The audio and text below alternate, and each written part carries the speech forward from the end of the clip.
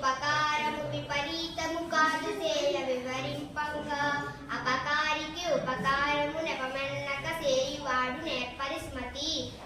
భావం: ఓ సుమతి, మనకు మేలు చేసిన వారికి మేలు చేయడం సహజం, అందులో విశేషం లేదు. కానీ మనకు హాని చేసిన వారికి కూడా వారి అపకారాన్ని గుర్తు చేసుకోకుండా మేలు చేయగలవాడే నిజమైన నేర్పరి సుమ.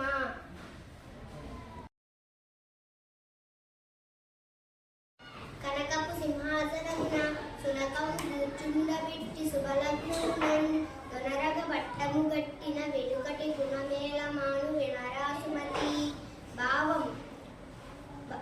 భావం: ఓ సుమతి, కుక్కను తెచ్చి మంచి ముహూర్తం చూసి బంగారపు సింహాసనంపై కూర్చోబెట్టి పట్టాభిషేకం చేసిన దాని బుద్ధి ఎలా మారదో, చెడ్డవాడిని తీసుకువచ్చి మంచి పదవిని ఇచ్చి ఎంత గౌరవంగా చూసినా వాడి చెడు బుద్ధిని వదలడు. నా పేరు భారతి. నేను 6వ తరగతి చదువుతున్నాను. పద్యం: అన్ని దానములను అన్నదానమే గొప్ప, కన్న తల్లి కంటే ఘనము లేదు, ఎన్న గురిని కన్నా నెక్కుడు లేదయా, విశ్వదాభిరామ వినురవేమ.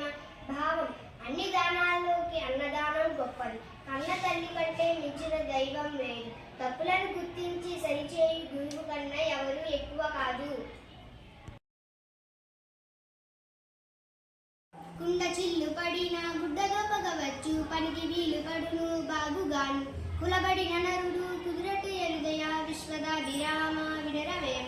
భావం: కుండకు చిల్లు పడితే కారకుండా దానికి గుడ్డని అడ్డుపెట్టి మరలా ఉపయోగించుకునేలా బాగు చేయవచ్చు. కానీ మానవుడు చెడ్డ అలవాట్లకు బానిస అయితే వారు మరలా బాగుపడటం చాలా అరుదు, మంచి దారికి రాడు. నా పేరు నవదీప్. నేను 6వ తరగతి చదువుతున్నాను. పద్యం: నిక్కమైన మంచి నీలం ఒకటి చాలు, తరికి బెలుకురాలు తట్టడేలా. చదువు పద్యం అడియా జపదాయొకటి, విశ్వదాభిరామ వినురవేమ. భావం: రంగురంగులతో తలతల మెత్తే కంపెని మట్టిరాలు కన్నా జాతి నీలమని ఎంతో విలువైనది. జాతి రత్నం యొక్క పూత మెరుగు రాళ్ళకు రాదు, వేలాది పనికిరాని సారము లేని రత్నాల కన్నా మంచి నీతిని ఇచ్చే చాటు పద్యం ఒకటి చాలు.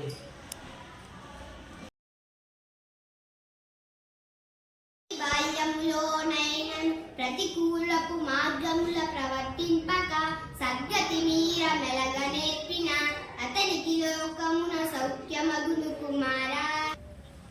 భావం: ఓ కుమారా, మొక్కై వంగనిది మ్రోనై వంగున అని సామెత.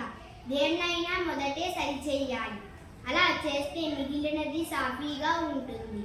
ఈ భావాన్నే చెబుతున్నాడు పై పద్యంలో. బాగా చిన్నతనంలో కూడా ప్రతికూలమైన మార్గాలలో వెళ్ళకూడదు, అంటే చెడు మార్గాలలో ప్రవర్తించకూడదు అని.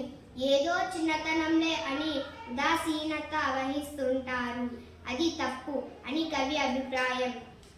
అలా మంచి మార్గంలో గనక నడిస్తే అలా నడిచిన వాడికి ఈ లోకంలో సమస్త సుఖాలు ప్రాప్తిస్తాయి.